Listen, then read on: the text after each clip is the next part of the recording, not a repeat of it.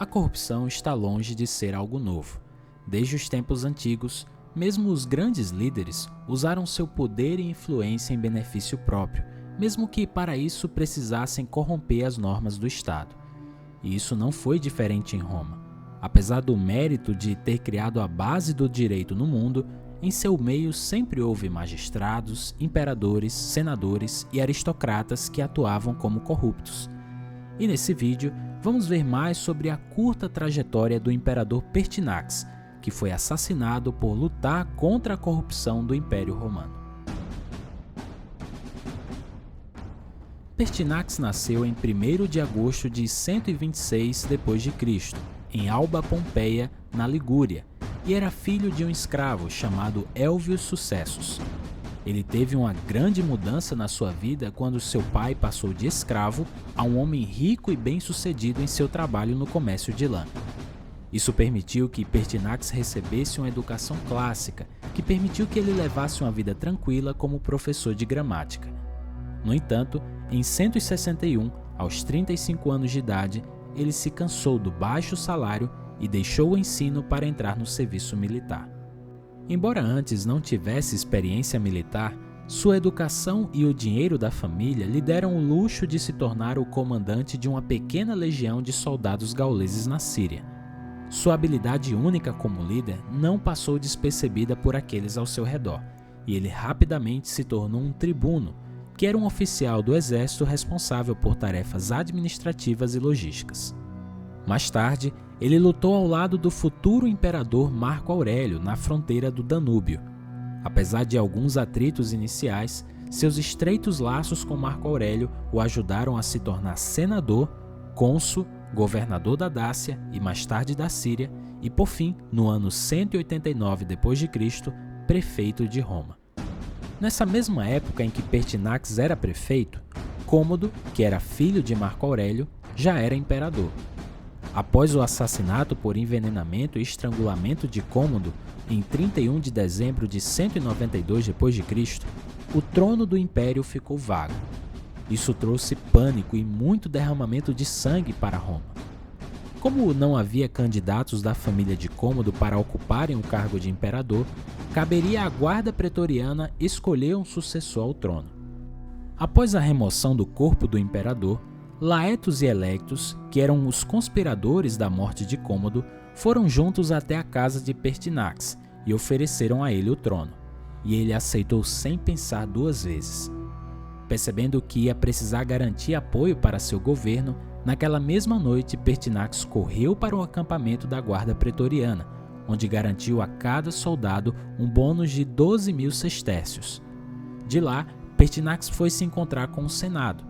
Foi lá que o agora falecido Cômodo foi condenado e Pertinax foi proclamado imperador. Mas essa aceitação logo se transformaria em espanto e repulsa. Os excessos de Cômodo fizeram com que as finanças do império ficassem em ruínas. Pertinax agiu rapidamente para reconstruir o império. O historiador romano Cássio Dio descreveu o seguinte sobre o imperador: ele imediatamente pôs em ordem tudo o que antes era irregular e confuso, pois ele mesmo mostrou não apenas humanidade e integridade na administração imperial, mas também a administração mais econômica e a mais cuidadosa consideração pelo bem-estar público.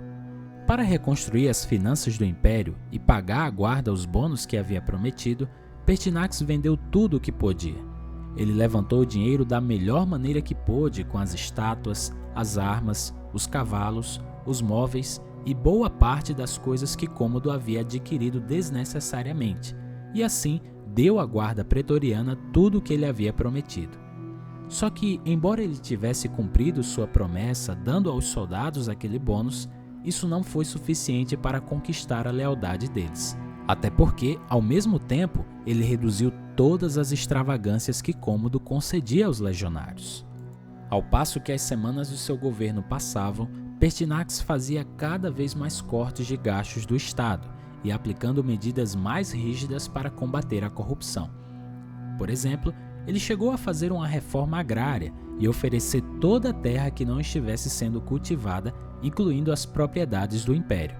Quem quisesse, poderia cuidar e cultivar essas terras com isenção de impostos e taxas por um período de 10 anos.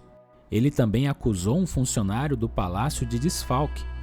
Essas medidas de início agradaram o povo romano, mas só até ele também reduzir o número de jogos dos gladiadores.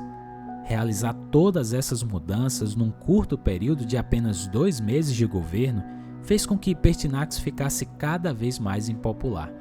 Até mesmo os governadores das províncias não queriam apoiá-lo, até porque as loucuras de Cômodo ensinou a eles a serem mais cautelosos com qualquer um que sentasse no trono.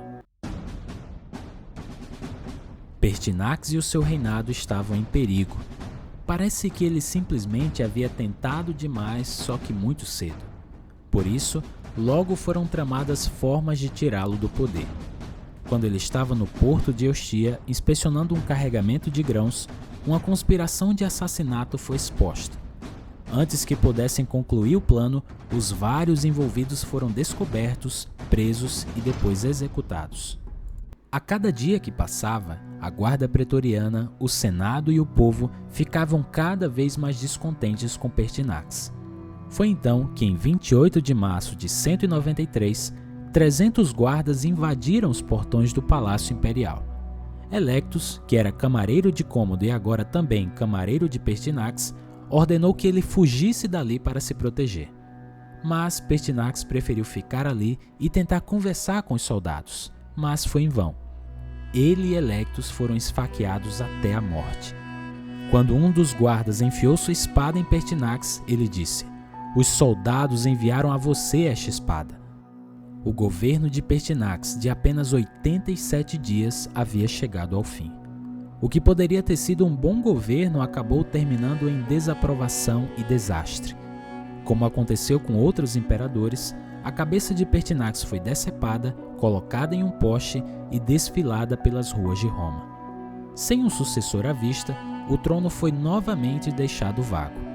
Pertinax seria o primeiro do que ficou conhecido como o Ano dos 5 Imperadores. O império logo entraria em uma guerra civil e levaria 4 anos até que a poeira baixasse. Mas e você?